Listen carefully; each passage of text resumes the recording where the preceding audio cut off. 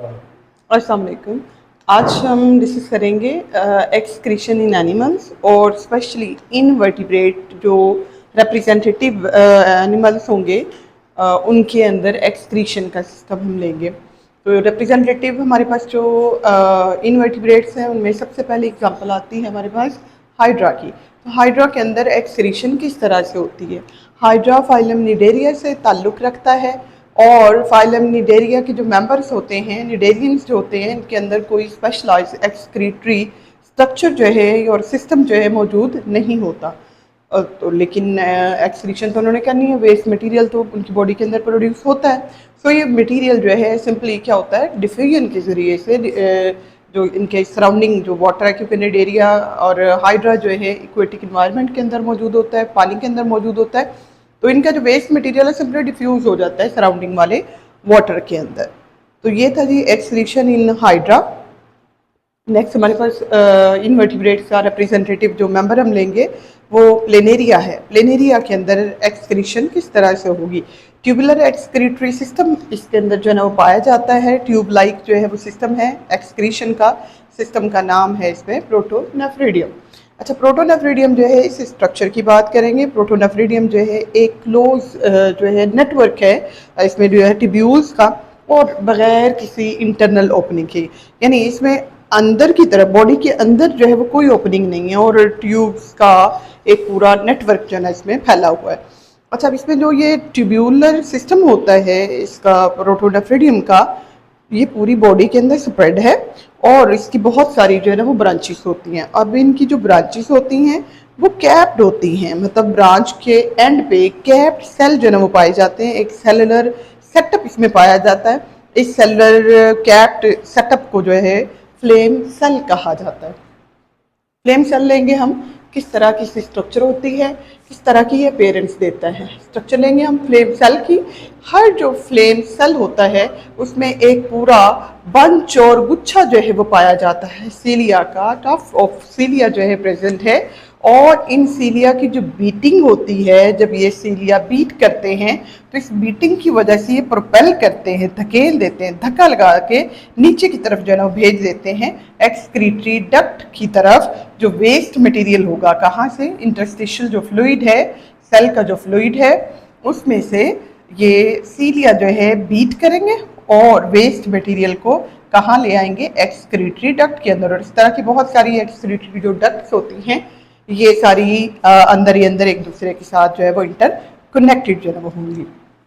और इनकी जो बीटिंग है इंटरस्टिशियल फ्लूइड के अंदर, ये सिस्टम जो है ये बीटिंग सिस्टम से क्या आता है, वेस्ट मटेरियल सारा प्रोपेल होकर एक्सक्रीटरी डक्ट के अंदर जो है वो आ जाएगा। अब ये जो सीलिया है इनकी जो बीटिंग होती है ये इस तरह की लुक जो है ना वो देता है, जिस तरह एक शोला जो है, मोमबत्ती का शोला है, तो वो जिस तरह हवा चलने से टिमटिमाता है, फ्लिकरिंग फ्लेम होता है, बिल्कुल वैसा ही इसका भी जो है वो अपीयरेंस आती है। इसी बिना पर, इसी मुनासबत से इसको नाम दिया जाता है फ्लेम सेल का। अब फ्लेम सेल जो है ये ड्रेन होते हैं इनटू एक्सक्रीटरी डक्ट, मतलब फ्लेम सेल का जो सारा वेस्ट मटेरियल है वो कहाँ आ जाता है, एक्सक्रीटरी डक्ट के अंदर आ जाता है। और इसी तरह की बहुत सारी जो डक्ट्स हैं ये इंटरकनेक्टेड जो होती हैं, और एंड पे जाके यही जो एक्सक्रीटरी डक्ट्स होती हैं ये ओपन अप होती हैं बॉडी के बाहर की तरफ, एक्सटीरियर साइड की तरफ, विद द हेल्प ऑफ नेफ्रिडियोपोर्स। और नेफ्रिडियोपोर के जरिए से वेस्ट मटेरियल को बॉडी से बाहर निकाल दिया जाता है। अब ये जो प्लेटफॉर्म्स हैं, यानी जो हमारे पास जो है प्लेनेरिया हैं, उनमें कुछ इसके मेंबर्स जो फ्रेश वाटर इन्वायरमेंट के अंदर जो है ना वो रहते हैं और इसके रिलेटिव्स जो हैं, तो फ्रेश वाटर जो प्लेटफॉर्म्स होते हैं ये प्रोड्यूस करते हैं डाइल्यूटेड जो है वो यूरिन को, क्योंकि ये हाइपोटोनिक इन्वायरमेंट के अंदर मौजूद होते हैं, तो डाइल्यूटेड फॉर्म में ये यूरिन प्रोड्यूस करते हैं। जबकि जो पैरासिटिक प्लेटफॉर्म्स होते हैं जो होस्ट के अंदर जो है ना वो रह रहे होते हैं, ये आइसोटोनिक होते हैं अपनी सराउंडिंग के साथ, और स्पेसिफिकली जो इनका होस्ट होता है उसकी मदद से, होस्ट की बॉडी के अंदर इन्होंने क्या करना होता है, अपना नाइट्रोजनस वेस्ट मटेरियल जो है उसको डिस्पोज जो है ना वो कर देना। तो ये इस तरह से एक्सक्रीशन जो है ना वो होती है प्लेनेरिया के अंदर। एक्सक्रीशन इन अर्थ फॉर्म लेंगे हम। अर्थ फॉर्म के अंदर जो एक्सक्रीटरी सिस्टम होता है इसको बोलते हैं ट्यूबुलर एक्सक्रीटरी सिस्टम। ये ट्यूब लाइक इसमें जो है एक्सक्रीटरी सिस्टम है, मेटानेफ्रिडियम पर ये मुश्तमिल होता है। चूंकि आर्थवर्म की जो बॉडी है सेगमेंटेड होती है, सेगमेंट बने होते हैं इसके अंदर, और हर सेगमेंट के अंदर एक पेयर ऑफ मेटानेफ्रिडियम प्रेजेंट होता है। अब बात करेंगे हम इससे मेटानेफ्रिडिया की स्ट्रक्चर की। मेटानेफ्रिडिया की स्ट्रक्चर कुछ इस तरह की जो है ना वो होती है। ये मेटानेफ्रिडिया के डिफरेंट पार्ट्स है। फर्स्ट पार्ट इसका नेफ्रिडियोस्टोम जो है ना वो कहलाता है। नेफ्रिडियोस्टोम जो है ये सिलिएटेड जो है ना ओपनिंग है, जो कि ओपन अप होता है इंटरनल, ये इस वो कहा जाता है ओपनिंग है, और ये इमर्स्ड है, डूबा हुआ है किसके अंदर, सिलोमिक फ्लूइड के अंदर। जबकि सेकंड इसमें हमारे पास जो है पार्ट जो है ये कॉन्विलेटेड जो है ना वो पार्ट आ जाता है। इसको कलेक्टिंग ट्यूब्यूल जो है ना वो कहा जाता है। कलेक्टिंग ट्यूब्यूल जो है इसके अंदर सारा जो वेस्ट मटेरियल जो इकट्ठा होकर आ रहा है इसके अंदर मूव करते हुए इसकी सराउंडिंग में मौजूद जो कैपिलरीज का एक पूरा नेटवर्क पड़ा हुआ है, ये इसमें से जो यूजफुल मटेरियल हैं उनको एब्जॉर्ब जो है ना वो कर लेता है। जबकि जितने जो अनवांटेड जो मटेरियल हैं वो सारे इसी कलेक्टिंग ट्यूब्यूल के अंदर अंदर मूव करते हुए ब्लैडर के अंदर जो है वो आ जाते हैं, जहाँ पे शॉर्ट टर्म के लिए जो है स्टोरेज जो है ना वो होती है वेस्ट मटेरियल की। और फिर एक्सटर्नल जो ओपनिंग है नेफ्रिडियोपोर, इसके जरिए से सारा वेस्ट मटेरियल बॉडी से बाहर जो है ना निकाल दिया जाता है यूरिन की फॉर्म में। तो ये इसके मेजर जो है वो कंपोनेंट है मेटानेफ्रिडिया के। नेफ्रिडियोस्टोम है, इंटरनल सिलिएटेड ओपनिंग जो इमर्स है सिलोमिक फ्लूइड के अंदर, और सारे वेस्ट मटेरियल को ये कलेक्ट जो है ना वो करती है। कलेक्टिंग ट्यूब्यूल होता है जो नेफ्रिडियोस्टोम जो है जहाँ पे ओपन होती है कलेक्टिंग ट्यूब्यूल के अंदर, और ये सारी कॉन्विलेटेड ट्यूब्यूल जो है इसी के अंदर वेस्ट मटेरियल सारे मूव करते हैं। ब्लैडर इसमें थोड़ा वाइडर जो है ना वो पार्ट है, और ये लास्ट जो है ना वो पार्ट कंसिडर होता है इसमें मेटानेफ्रिडिया का। और ये बाहर की तरफ जो है नेफ्रिडियोपोर के थ्रू ओपन अप जो है ना वो होता है, और नेफ्रिडियोपोर के जरिए से जो लेफ्ट ओवर जो मटेरियल है उनको यूरिन की फॉर्म में बॉडी से एक्सक्रीट कर दिया जाता है। एक्सक्रीशन लेंगे हम कॉकरोच के अंदर। कॉकरोच में जो एक्सक्रीटरी इसमें स्पेशलाइज स्ट्रक्चर है एक्सक्रीशन के लिए, दैट इज मेल्पिगियन ट्यूब्यूल्स।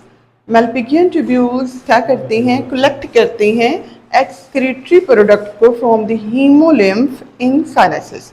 अब चूंकि कॉकरोच के अंदर ओपन सर्कुलेटरी सिस्टम जो है वो पाया जाता है, और इसी बॉडी के अंदर ब्लड नहीं है, यानी रेड ब्लड सेल के साथ नहीं है, तो इसका जो बॉडी फ्लूइड है दैट इज हीमोलिम्फ। अब हीमोलिम्फ ये वाइटिश कलर का इसके अंदर जो है मटेरियल है, बॉडी फ्लूइड है, और चूंकि ओपन सर्कुलेटरी सिस्टम है तो सारा ये जो इसका बॉडी फ्लूइड होगा वो वेसल से बाहर जो है ना वो पड़ा होता है। सो साइनसिस में से जो हीमोलिम्फ सारा पड़ा होगा उसमें एक्सक्रीटरी प्रोडक्ट को कलेक्ट करेंगी मेल्पिगियन ट्यूब्यूल। और इंसेक्ट्स जो हैं टेरेस्ट्रियल जो आर्थ्रोपोड्स हैं इनके अंदर एक्सक्रीटरी स्ट्रक्चर कौन सी होगी, मेल्पिगियन ट्यूब्यूल्स होगी। अब मेल्पिगियन ट्यूब्यूल्स का मेन फंक्शन क्या होता है, नाइट्रोजनस वेस्ट मटेरियल को बॉडी से हीमोलिम्फ से कलेक्ट जो है वो कर लेना।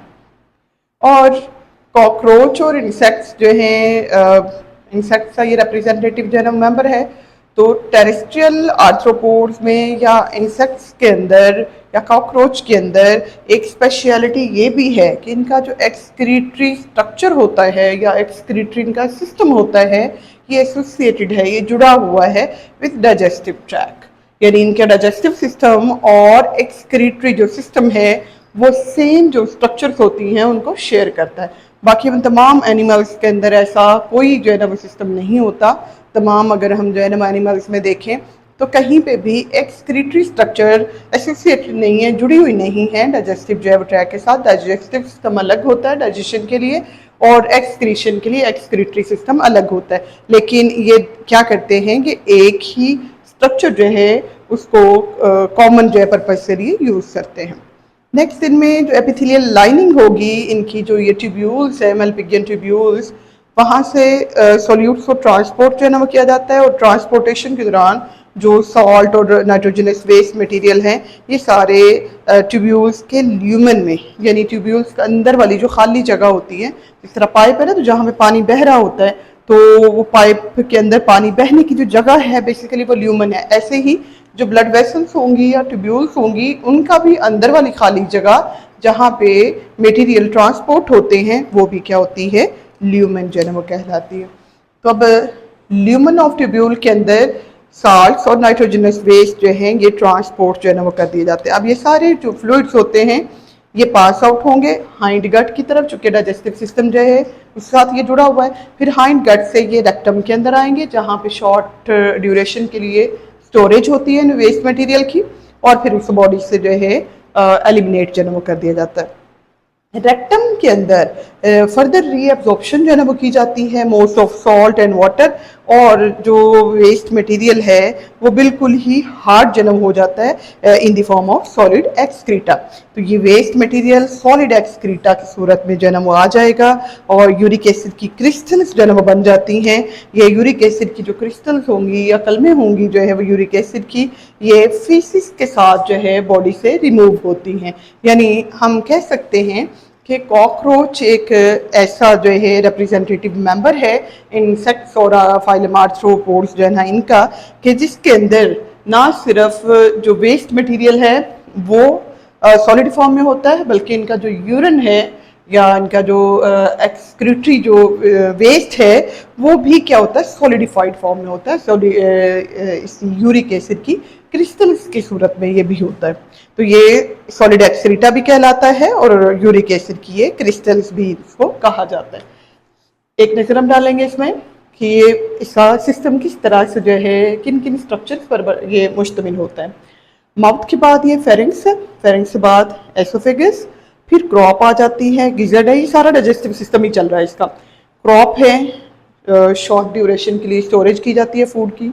गिजर्ड है, चंक बाय चंक यानी लुकमा लुकमा करके थोड़ी थोड़ी करके गिजर्ड में भेजी जाती है, फूड यहाँ पे डाइजेशन उसकी होती है। में ये इसका मेजेंट्रोन या छोटा सा इसका स्टमक होता है, जबकि इन ट्यूब्यूल्स के अंदर ये जो खाली जो है ना वो जगह चल रही है इस ट्यूब्यूल की, इसको क्या बोलते हैं, ल्यूमेन जो है ना वो कहते हैं।